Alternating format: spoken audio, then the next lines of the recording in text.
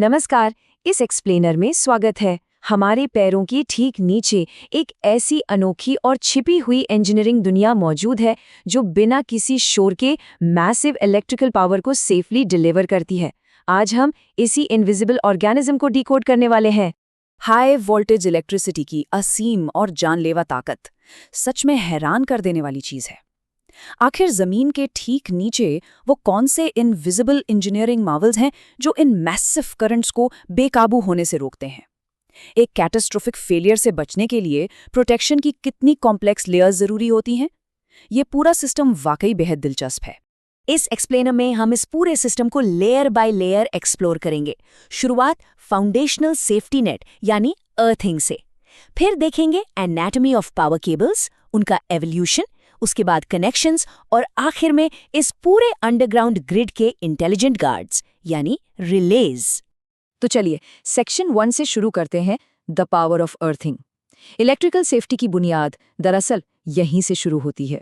Earthing, simple शब्दों में कहें तो इलेक्ट्रिकल इक्विपमेंट को अर्थ के जनरल मास से कनेक्ट करने का एक प्रैक्टिकल तरीका है। इसका मेन काम है नियर जीरो पोटेंशियल का एक यूनिफॉर्म सरफेस तैयार करना। ये किसी मैसिव सेफ्टी नेट की तरह काम करता है। इमेजिन कीजिए 40 मिलीमीटर डायामीटर और 3 मीटर लंबे इलेक्ट्रोड्स, जिन्हें नमक और कोयले में दबाकर जमीन से लगभग 500 मिलीमीटर नीचे एक हॉरिजॉन्टल ग्रिड से जोड़ा जाता है। और इस सेफ्टी नेट का एक बेहद क्रूशियल मेट्रिक है 0.5 ओम्स। एक्स्ट्रा हाई वोल्टेज या EHV सिस्टम्स के लिए अर्थ ग्रिड रेजिस्टेंस की मैक्सिमम लिमिट ठीक यही होती है।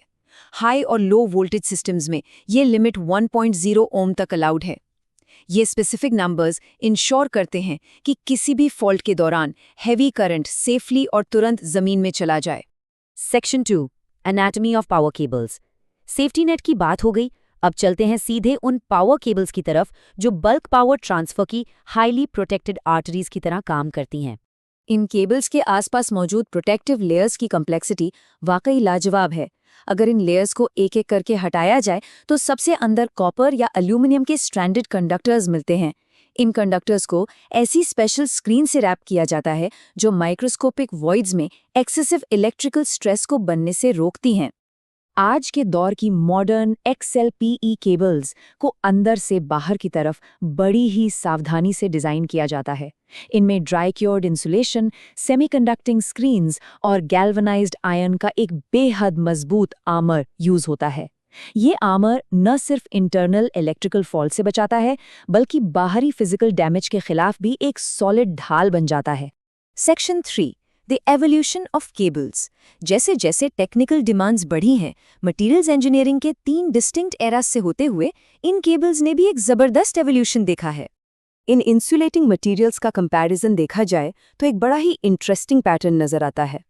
किसी वक्त बेहद रिलायबल मानी जाने वाली PILC केबल्स अब आउटडेटेड हो चुकी हैं क्योंकि वो मॉइस्चर एब्जॉर्ब कर लेती हैं। फिर IPVC सस्ती जरूर है पर हाई टेम्परेचर्स पर मेल्ट होने लगती है। इसलिए आजकल मॉडर्न XLP केबल्स ने पूरी तरह से मार्केट कैप्चर कर ली है, जो लो डाइलेक्ट्रिक लॉस और हाई टेम्परेचर रेजिलियंस का एक परफेक्ट ऑलराउंड सोल्यूशन है। अगर इनकी थर्मल लिमिट्स की बात करें तो डिफरेंस बिल्कुल साफ है। PVC जहां सिर्फ 70 से 85 डिग्री सेल्सियस तक सीमित रहती है, वही XLP कैपेबिलिटीज कहीं ज्यादा सुपीरियर हैं। XLP लगातार 90 डिग्रीज का तापमान बर्दाश्त कर सकती है, ओवरलोड्स में 105 डिग्रीज तक जा सकती है और शॉर्ट सर्किट जैसी एक्सट्रीम सिचुएशंस में ये एक अस्टॉनिशिंग 250 डिग्रीज पर भी सर्वाइव कर सकती है। हालांकि वक्त के साथ इनमें वाटर ट्रीइंग का एक छोटा सा इशू जरूर आ सकता है, पर ओवरऑल परफॉर्मेंस अनबीटेबल है। अब आते हैं सेक्शन 4 पर, कनेक्शंस एंड टर्मिनेशंस। केबल्स आमतौर पर फैक्ट्री से 250 से 500 मीटर लंबे ड्रम्स में आती हैं। इसलिए इन मैसिव आर्टरीज को सेफली आपस में जोड़ना अपने आप में एक बहुत बड़ा इंजीनियरिंग चैलेंज बन जाता है। और इस जॉइंटिंग प्रोसेस में कोई गलती ना हो, इसके लिए स्ट्रिक्ट कलर मार्किंग्स फॉलो की जाती हैं। 3 एक्टिव फेजेस के लिए रेड, येलो और ब्लू, और न्यूट्रल के लिए ब्लैक कलर। लंबे डिस्टेंसेस के जॉइंटिंग या एग्जिस्टिंग सिस्टम में नए कनेक्शन के वक्त इन कलर्स का एग्जैक्ट मैच होना एब्सोल्युटली क्रूशियल है।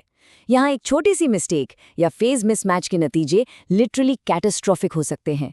जॉइंटिंग के स्पेसिफिकली 2 अलग-अलग सिनेरियोज देखने को मिलते हैं। एक तरफ होते हैं एंड टर्मिनेशन जॉइंट्स, जब केबल्स डायरेक्टली हैवी इक्विपमेंट जैसे मोटर्स या पैनल से कनेक्ट होती हैं। यहाँ एक स्पेशल केयर की ज़रूरत होती है। और दूसरी तरफ स्ट्रेट थ्रू जॉइंट्स होते हैं। इनका इस्तेमाल गहरी ट्रेंचेस और टनल्स में होता है, ताकि इन कंटिन्यूअस इलेक्ट्रिकल पाइपलाइंस को बिना किसी डिस्टर्बेंस के सीमलेसली आगे बढ़ाया जा सके। आखिर में चलते हैं सेक्शन 5 पर, रिलेज, द सेफ्टी गार्ड्स। इस पूरे अंडरग्राउंड ग्रिड की निगरानी इंटेलिजेंट रिलेज करते हैं। ये सिस्टम के सबसे चौकन्ने और स्मार्ट गार्ड्स हैं। सॉलिडली अर्थ सिस्टम्स में फेज फॉल्ट्स के लिए आमतौर पर 2 ओवरकरेंट एलिमेंट्स और एक अर्थ फॉल्ट एलिमेंट का यूज होता है, जैसे 3 कोर केबल्स के ऊपर लगा एक रिंग कोर ट्रांसफॉर्मर। अगर अर्थिंग मैट में अचानक कोई डेंजरस फॉल्ट करंट सर्ज करता है, तो ये system fractions of a second में एक्शन लेकर पावर आइसोलेट कर देता है। साथ ही इंडिपेंडेंट डेल्टा और स्टार रिले ग्रेजुएशन इस पूरे सेफ्टी मैकेनिज्म को एक लेवल और ऊपर ले जाती है। तो जमीन के ठीक नीचे मौजूद इस इमेंस कम्प्लेक्सिटी को डिटेल में समझने के बाद सोचिए, क्या आधुनिक दुनिया के इस हिडन इंफ्रास्ट्रक्चर को अब बिल्कुल नए नजरिए से नहीं देखा जाएगा? ग्राउंडिंग मैट्स, उनके ऊपर बिछी आर्मर्ड आर्टरीज और हर पल अलर्ट रहने वाले ये रिलेज, ये सब बिना किसी शोर के रोजमर्रा की जिंदगी को इल्यूमिनेट कर रहे हैं। इस अनसीन इंजीनियरिंग मास्टरपीस को डिकोड करने के सफर में साथ रहने के लिए धन्यवाद।